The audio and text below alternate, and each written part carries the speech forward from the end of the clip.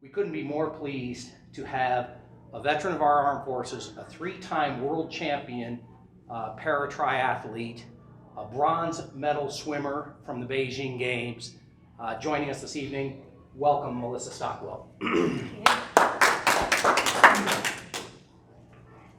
I'm thrilled to be here tonight. It's I think we just came in from just taking a look at the room, and that flag up there is kind of what I embody. So to be able to get up there and tell my story to other veterans who have served, obviously to a crowd that loves our country as much as I do, I'm just really thrilled to be here. Happy that the chamber thought of me to bring me in for this incredible event, and just really looking forward to tonight.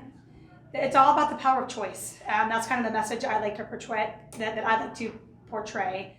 I couldn't change the fact that I lost my leg to a roadside bomb, but I could change how I perceived it and how I came through it and actually ended up better on the other side.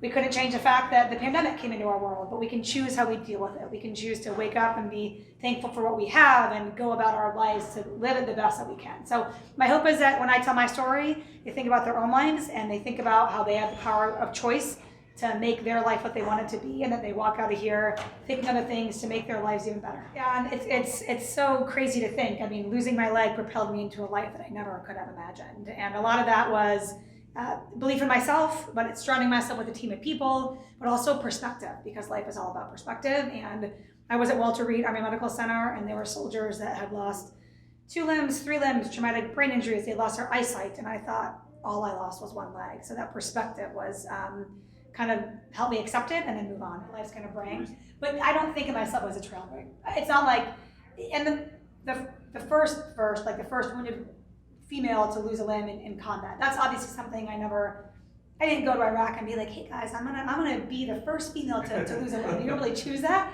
But if that kind of, it's almost like it jump started this like first of everything. And I don't do what I do to be a trailblazer. I do what I do because I love it.